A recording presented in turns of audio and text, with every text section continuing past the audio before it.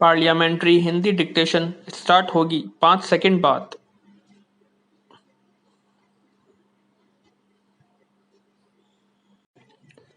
Start. सभापति महोदय, माननीय श्रम मंत्री जी ने जो श्रमिक संशोधन विधेयक प्रस्तुत किया है, मैं उसका पुरजोर समर्थन करता हूं। जैसा मंत्री जी ने अभी बताया कि लंबे विचार विमर्श के बाद श्रमिक संगठनों के रजिस्ट्रेशन से संबंधित जो व्यवसाय अधिनियम हैं, उनकी लगभग 6-7 धाराओं में संशोधन का प्रावधान किया गया है। श्रम संगठनों का व्यवस्थित और व्यवहारिक होना बहुत आवश्यक है। हम सब अनुभव कर रहे हैं, देख रहे हैं कि इस देश में श्रमिकों के हित में श्रम संगठनों का महत्व है।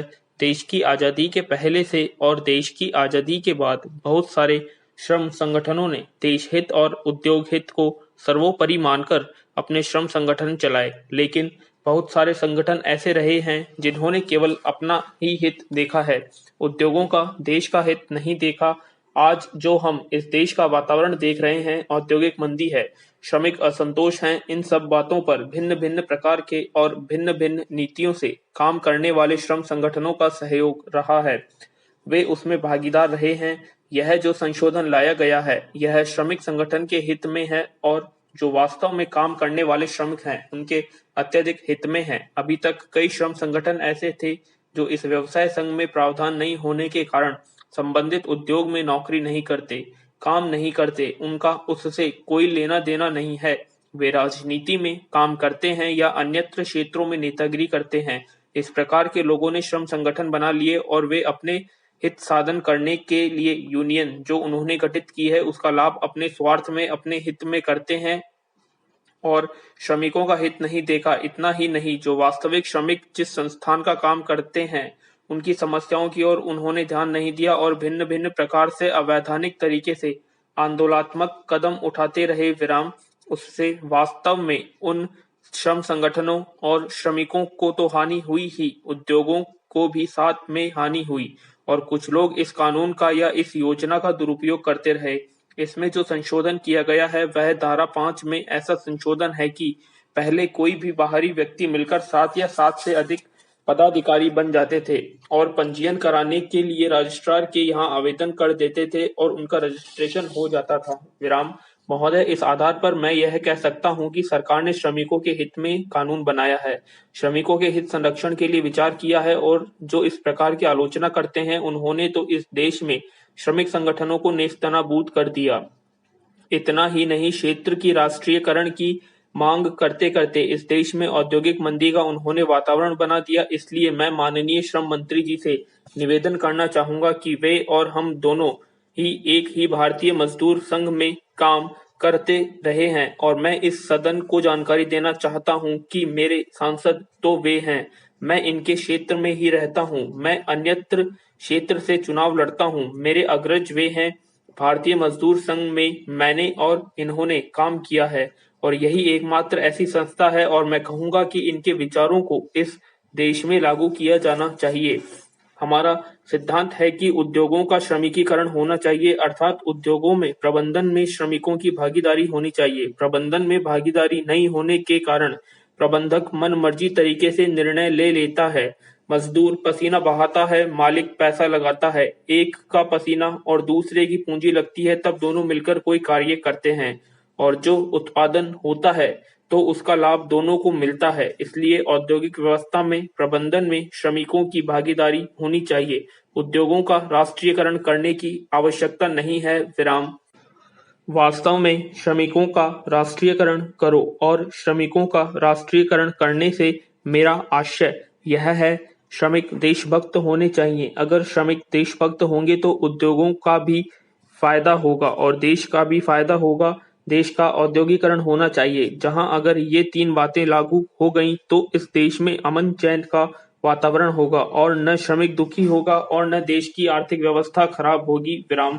इस दिशा में सरकार अग्रसर हो रही है। सरकार ने जो श्रम आयोग बनाया है, श्रम आयोग में जो भी निर्णय लिए जाएं और जो भी कानून बने, उनमें इन सब बातों का समावेश किया जाना चाहिए। मैं उम्मीद करता हूं और मुझे विश्वास भी है कि जिस उद्देश्य से श्रम आयोग बना है, उसकी जब सिफारिशें आएंगी तो उन सब को लागू करने के लिए इन सब बातों को ध्यान में रखकर देश हित में और कानून बनाए जा सकते हैं। विराम।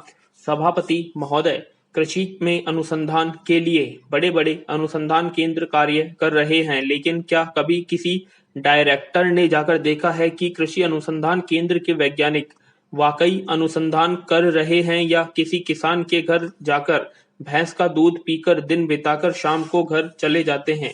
सूखे पर सरकार का कोई वश नहीं है, यह मैं मानती हूँ। इसके लिए सरकार जिम्मेदार नहीं है, यह भी मैं समझ सकती हूँ, लेकिन इसके अलावा किसान को पानी, बिजली, बीज, खाद एवं अन्य अनेक प्रकार की सुविधाएं देना सरकार का दायित्व बन जाता है।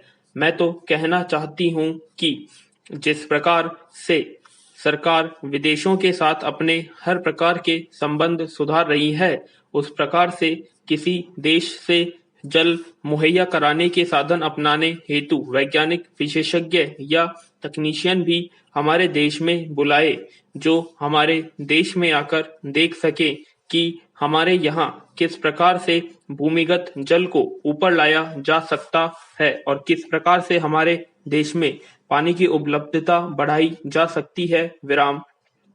आज इतने साल बीतने के बाद भी ऐसी कोई व्यवस्था नहीं हुई है और राजस्थान में ऐसी स्थिति बनी हुई है कि वहां हर साल अकाल पड़ता है और उस अकाल में कितने व्यक्ति और जानवर मरते हैं उसका कोई हिसाब किताब नहीं है।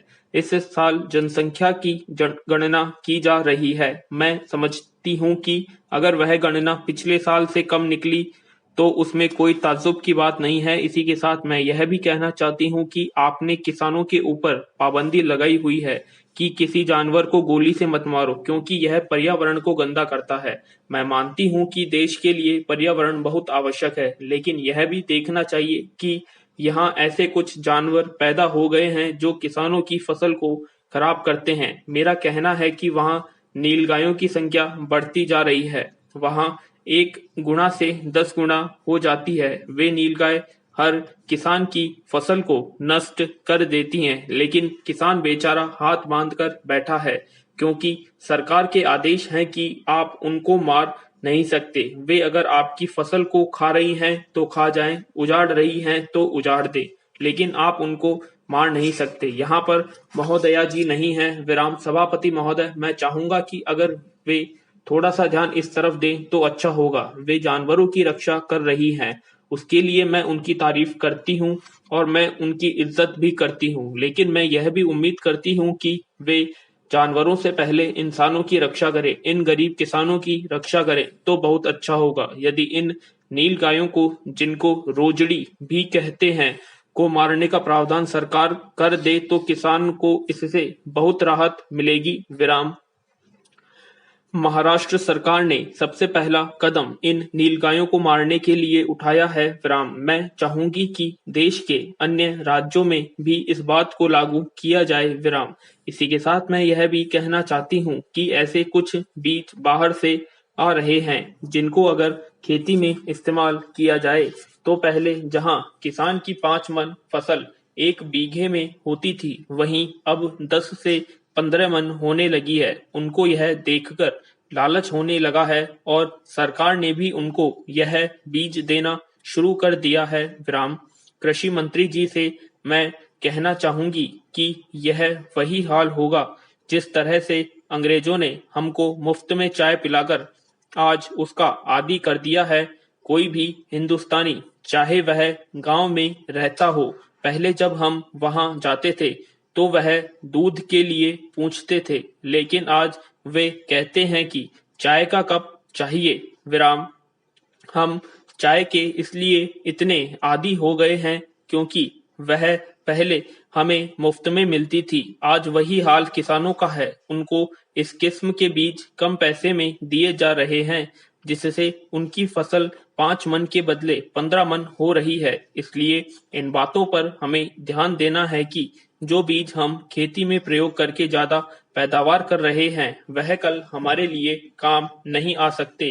यह बहुत ही गंभीर मामला है। अगले साल जब हमें खेती के लिए उन बीजों की जरूरत होगी, तब वे बीज हमें नहीं मिलेंगे। इसके लिए हम विदेशों पर निर्भर रहना पड़ेगा। इस तरह की व्यवस्था की जाए जिससे अपने देश का गेहूं अपने देश में रखें और उसी का बीज हम प्रयोग में लाएं। अभी प्रधानमंत्री जी ने आत्मविश्वास की बात कही है। मैं इस बात से सहमत हूं, लेकिन किसान का आत्मविश्वास तब होगा जब उसका पेट भरेगा। विराम। तो कैसी लगी आपको डिक्टेशन कमेंट बॉक्स में कमेंट करें, और अगर आप हमारे चैनल पर नए हैं तो सब्सक्राइब करें और लाइक और शेयर करना ना भूलें।